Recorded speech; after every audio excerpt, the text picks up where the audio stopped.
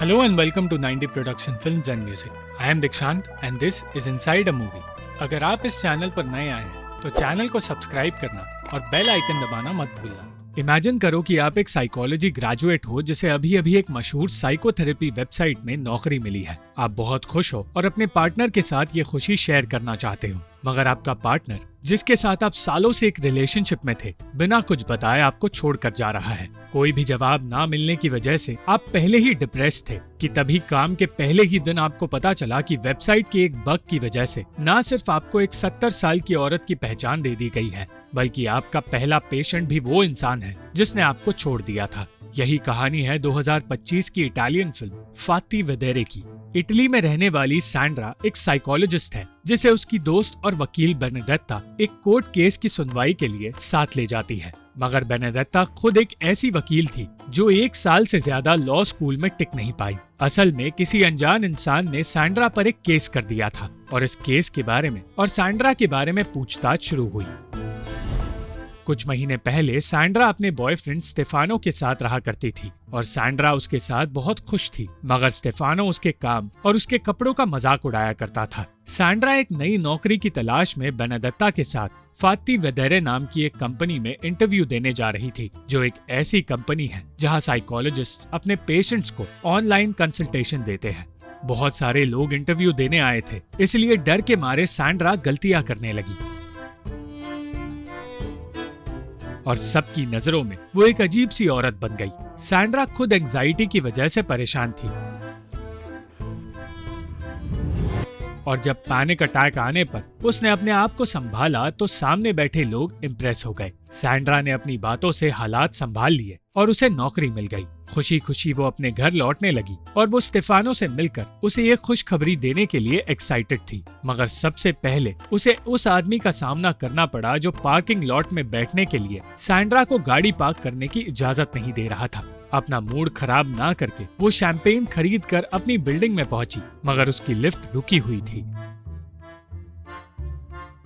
और उसे सीढ़ियों के रास्ते घर तक जाना पड़ा। इन मुश्किलों का सामना करके जैसे ही वो स्टेफानो के पास पहुंची, उसे पता चला कि स्टेफानो हमेशा के लिए उसे छोड़कर जा रहा है। सैंड्रा उसके जाने की वजह पूछती रही, मगर स्टेफानो सिर्फ एक चिट्ठी छोड़कर वहां से चला गया और उस चिट्ठी में भी सिर्फ आई एम सॉरी लिखा था। दिल टूटने की वजह से सैंड्रा अपने आप को संभाल नहीं पा रही थी। उसने बेनेडेत्ता से बात की और बेनेडेत्ता को अपने बॉयफ्रेंड को छोड़कर उसके पास आना पड़ा। वो सैंड्रा को समझाने लगी कि या तो स्टेफानो की कोई दूसरी गर्लफ्रेंड है या तो वो गे है, मगर उसके जाने की असली वजह उन्हें समझ ही नहीं आई। किसी तरह बेनेडेत्ता ने उसे संभाला और उस रात सैंड्रा के घर में ही रुक गई। अगली सुबह सैंड्रा फिर से अकेली हो गई और स्टेफानो के बारे में सोचकर निराश रही। उसने स्टेफानो के दोस्त जॉर्जियो से मिलने का फैसला किया और कुछ देर तक सैंड्रा से छुपने की नाकाम कोशिश करने के बाद जॉर्जियो उसके सामने आया, मगर वो भी स्टेफानो के फैसले के पीछे छिपे कारण के बारे में कुछ नहीं जानता था।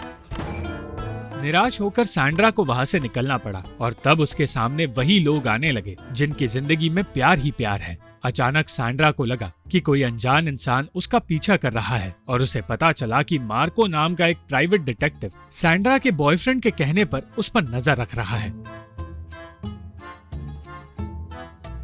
उसने बताया कि उसका बॉयफ्रेंड उसी इलाके में है और उसे उसकी बहुत याद आ रही है। बहुत देर तक बात करने के बाद ये बात सामने आई कि असल में मार्को को किसी और लड़की का पीछा करना था और वो गलती से सैंड्रा के पीछे आ गया। मार्को का काम बिल्कुल भी अच्छा नहीं था, फिर भी सैंड्रा ने उसका कार्ड रख लिया और अगले दिन उसकी नौकरी का पहला दिन आ गया। मगर पहले ही दिन वेबसाइट में एक बग आ गया जिसकी वजह से सैंड्रा के प्रोफाइल पर किसी 70 साल की औरत की तस्वीर नजर आ रही थी। उसने अपनी पहली पेशेंट को समझाया कि वो सच में एक बूढ़ी औरत नहीं है और उसका काम ठीक चलता रहा, मगर फिर उसकी पेशेंट कहने लगी कि उसे एक आदमी से प्यार है और ये सुनते ही सैंड्रा मर्दों की बुराई करने लगी। सैंड्रा ने अपने ट्रॉमा की वजह से अपनी पहली पेशेंट को खो दिया। दूसरी पेशेंट एक नन थी जो पहले तो बहुत शांत नजर आ रही थी, मगर उसकी असली परेशानी गुस्सा और गाली देने की आदत थी। बहुत देर तक उस नन से बात करने के बाद सैंड्रा जब कैमरा से दूर गई तो उसे पता चला कि अगला पेशेंट कोई और नहीं स्टेफानो है। स्टेफानो से अपनी पहचान छिपाकर, अपनी आवाज बदलकर वो उससे बात करने लगी और स्टेफानो को भी शक नहीं हुआ क्योंकि वो जानता तक नहीं था कि सैंड्रा इसी कंपनी में काम करती है। सैंड्रा स्टेफानो को देखकर इतना खो गई कि वो उसकी बातें सुन नहीं पाई।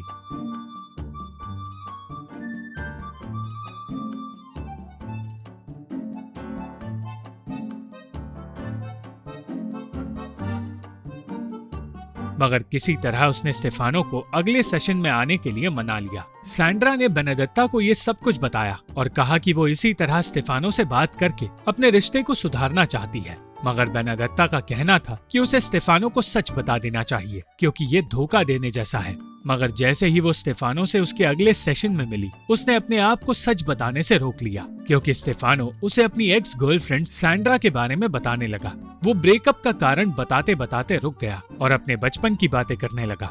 उस वक्त सैंड्रा को एहसास हुआ कि अगर वो अपना चेहरा स्टेफानो को नहीं दिखाएगी तो वो उससे बात नहीं कर पाएगा। इसलिए उसने मार्को से मदद मांगने का फैसला किया, जो जासूसी करने के साथ साथ भेष बदलने में भी माहिर है। मार्को की मदद से सैंड्रा अपने आप को उस बूढ़ी औरत में बदलने लगी जिसकी तस्वीर उसकी प्रोफाइल पर है। मार्को उसका भेष पूरी तरह बदलने लगा और देखते ही देखते सैंड्रा एक बूढ़ी औरत में बदल गई। मार्को खुद भी अपने इस काम को देखकर हैरान हो गया था। मगर इसी कारनामे की वजह से आज सैंड्रा को कोर्ट में आना पड़ा।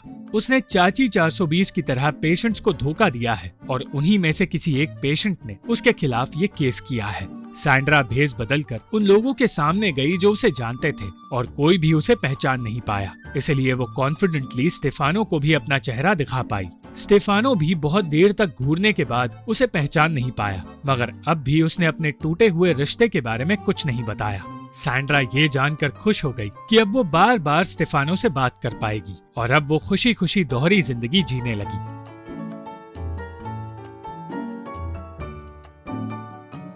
वो काम करते करते उस दिन का इंतजार करती रही जब स्टेफानो उसे ब्रेकअप का कारण बताएगा, मगर वो सिर्फ घिसी पिटी बोरिंग बातें करता रहा। इस बीच सैंड्रा मार्को के साथ भी वक्त बिता रही थी। बेनेडिक्टा ये सोचकर खुश थी कि सैंड्रा स्टेफानो को भूल चुकी है, मगर वो सैंड्रा की दोहरी जिंदगी के बारे में कुछ नहीं जानती थी। उसने सैंड्रा को बताया कि वो जल्द ही शादी करने वाली है। सैंड्रा की तरह मार्को को भी अब सच्चे प्यार पर भरोसा नहीं था, क्योंकि उसने अपना काम करते हुए इतने लोगों को धोखा देते हुए देखा है कि उसका प्यार से भरोसा उठ गया है। ऐसा ही एक काम करते हुए सैंड्रा रात भर मार्को के साथ रही और धीरे धीरे मार्को को उससे प्यार होने लगा। मार्को ये बात उसे बता नहीं पाया क्योंकि सैंड्रा अब भी स्टेफानो के बारे में सोच रही थी और मार्को खुद भी प्यार से दूर भाग रहा था। भेष बदलने पर सैंड्रा ने हर किसी के बर्ताव में बदलाव देखा, सिवाय उस आदमी के जो हर वक्त उसकी पार्किंग स्पेस में बैठा रहता है। और अपना आपा खोकर उसने कह दिया कि अगर वो इसी वक्त वहाँ से नहीं हटा तो वो उसी के ऊपर गाड़ी चढ़ा देगी। सैंड्रा के अंदर एक अलग तरह का कॉन्फिडेंस आ गया था, मगर इस कॉन्फिडेंस की वजह से उसने स्टेफानो से कह दिया कि उसे जिंदगी में अकेले नहीं रहना चाहिए और स्टेफानो ने एक डेटिंग ऐप के बारे में सोचना शुरू कर दिया। अपनी गलती सुधारने के लिए उसे मार्को की ही जरूरत पड़ गई। मार्को ने उसकी मदद करने के लिए अपनी एक दोस्त की तस्वीरें लेकर उस डेटिंग ऐप पर एक प्रोफाइल बना लिया और थोड़ी ही देर बाद स्टेफानो से मैच करके बातें शुरू हो गई। उसकी दोस्त स्टेफानो से एक मूवी थिएटर में मिली और मार्को के साथ सैंड्रा उन पर नजर रखने लगी। मार्को के कहने पर वो लड़की स्टेफानो का दिल तोड़ने के लिए फिल्म शुरू होते ही वहाँ से चली गई और कुछ देर इंतजार करने के बाद स्टेफानो भी वहाँ से चला गया। अगले दिन स्टेफानो ने अपनी थेरेपिस्ट को बताया कि उसने डेटिंग ऐप डिलीट कर दिया है क्योंकि एक लड़की उसे अकेले छोड़कर भाग गई। सैंड्रा ये सुनकर खुश होने ही वाली थी कि तभी स्टेफानो ने बताया कि अब वो किसी दूसरी लड़की के साथ अपने दोस्त जॉर्जियो के बार में जाने वाला है। सैंड्रा उससे निजी बातें पूछने लगी, इसलिए आज उसे एक साइकोलॉजिस्ट और जज सजा देना चाहती थी। मगर बेनेडिक्टा का कहना था कि सैंड्रा सिर्फ एक आदमी का प्यार पाना चाहती थी और शायद उस जज ने भी कभी अपने किसी क्लाइंट को पाने की कोशिश की होगी, मगर वो जज बच्चों की साइकोलॉजिस्ट थी। इसलिए बेनेडिक्टा ने सैंड्रा का केस और बिगाड़ दिया। बेनेडिक्टा आज जिस दोस्त को डिफेंड कर रही है, वही दोस्त उसकी शादी की तैयारियों पर ध्यान नहीं दे रही थी क्योंकि उसे किसी भी हाल में स्टेफानो को उस लड़की से मिलने से रोकना था। और बेनेडिक्टा को जब पता चला कि इतने दिनों से सैंड्रा एक बूढ़ी औरत बनकर स्टेफानो पर नजर रख रही है तो वो सैंड्रा से नाराज हो गई। सैंड्रा और बेनेडिक्टा के बीच बहस होने लगी और बेनेडिक्टा ने उससे दोस्ती तोड़ दी क्योंकि सैंड्रा को स्टेफानो के अलावा कोई और नजर ही नहीं आ रहा था। बेहतर महसूस करने के लिए सैंड्रा मार्को के पास चली गई। मार्को की बातें उसे अच्छी लगने लगी और उसकी वजह से वो अपनी परेशानियां भूलकर एंजॉय कर पाई। वो दोनों मिलकर जासूसी करने लगे, मगर उन्हें पता चला कि जिस औरत ने मार्को को अपने पति पर नजर रखने का काम दिया था, वही औरत अपने पति से उसकी गर्लफ्रेंड बनकर मिला करती थी। वो सिर्फ अपनी शादीशुदा जिंदगी को एक्साइटिंग बनाना चाहती थी। उसके पति का कोई अफेयर नहीं चल रहा था और वो खुद अपने पति से छिपकर मिलती है। इस सब के बाद सैंड्रा ने मार्को को एहसास दिलाया कि इस केस की वजह से उसे और मार्को दोनों को प्यार पर भरोसा होने लगा है। वो दोनों एक दूसरे से प्यार करने लगे, मगर मार्को जानता था कि वो अब तक स्टेफानो को भूल नहीं पाई है। इसलिए एक दूसरे से प्यार करने के बावजूद उन दोनों को पता नहीं था कि वो सचमुच एक दूसरे के साथ रहना चाहते हैं या नहीं। धीरे धीरे सैंड्रा को स्टेफानो की बातें बकवास लगने लगी और वो बस ये जानना चाहती थी कि आखिर उसने अपनी गर्लफ्रेंड को छोड़ा क्यों था, मगर हर बार की तरह वो कारण बता नहीं पाया। वो ये भी जानती थी कि उसका भेष बदलकर काम करना गैर कानूनी है और जैसे ही वो इस बारे में सोचने लगी, स्टेफानो ने उसे बताया कि वो अपनी एक्स गर्लफ्रेंड सैंड्रा से मिलने जा रहा है। सैंड्रा ये सुनकर बुरी तरह डर गई।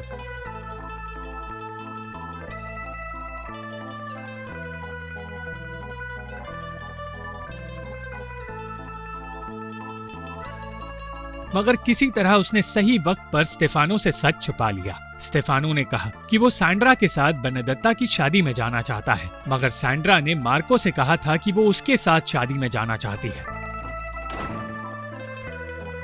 ये बात सुनकर आज बोर्ड मेंबर्स केस के बारे में भूल गए और बस ये जानने की कोशिश करने लगे कि सैंड्रा उन दोनों में से किसके साथ शादी में गई। सैंड्रा ने बताया कि वो उन दोनों के साथ ही शादी में गई थी। बेनेडिक्टा ने अपनी किसी दूसरी दोस्त को शादी में आने के लिए कहा था, मगर इस बात का उसे पछतावा था। उसकी बातें सुनकर सैंड्रा ने भेष बदलकर उससे बात की और समझाया कि उसे अपनी दोस्त से मिलकर उससे बात करनी चाहिए। उन दोनों के बीच की कड़वाहट अब दूर हुई और सैंड्रा मार्को के साथ शादी का हिस्सा बनने निकल पड़ी। स्टेफानो और मार्को एक दूसरे के सामने आए, मगर उसी वक्त सैंड्रा को बेनेडिक्टा के पास जाना पड़ा क्योंकि उसने अपने आप को एक गाड़ी में बंद कर दिया था। बेनेडिक्टा डरी हुई थी और सिर्फ सैंड्रा उसका डर दूर कर पाई। सैंड्रा के साथ साथ बेनेडिक्टा के बॉयफ्रेंड ने भी उसका डर दूर किया और जल्द ही शादी शुरू हुई। स्टेफानो और मार्को एक दूसरे को घूरे जा रहे थे और सैंड्रा ये सोच रही थी कि उसे उन दोनों में से किसे चुनना चाहिए। अचानक उसे पता चला कि जिस साइकोलॉजिस्ट की पहचान लेकर वो स्टेफानो से बात कर रही थी, वही औरत उस शादी में मौजूद है और अब किसी भी हाल में उसे स्टेफानो को उससे दूर रखना था।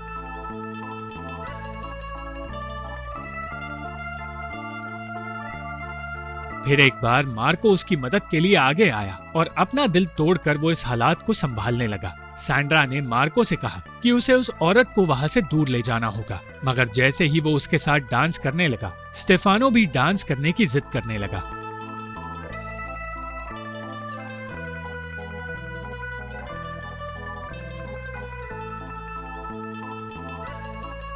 इस पूरे खेल की वजह से वो साइकोलॉजिस्ट ये सोचने लगी कि मार्को उसे पसंद करता है और सैंड्रा को स्टेफानो के पास देखकर मार्को वहां से जाने लगा। उसने सैंड्रा से कह दिया कि उसे कभी प्यार पर भरोसा करना ही नहीं चाहिए था और फिर सैंड्रा को पता चला कि उस बूढ़ी साइकोलॉजिस्ट को सैंड्रा का खेल पहले ही समझ आ गया था और सच छुपाने में उसने सैंड्रा की मदद करने का फैसला किया। इतना ही नहीं, स्टेफानो खुद भी हमेशा से जानता था कि जिस औरत से वो बात कर रहा है वो कोई और नहीं सैंड्रा थी। उसने सैंड्रा को बताया कि उन दोनों के रिश्ते में खुशी नहीं बची थी, इसलिए उसने सैंड्रा को छोड़ा था। मगर आज एक साइकोलॉजिस्ट बनकर उसने स्टेफानो को वही प्यार फिर से याद दिला दिया।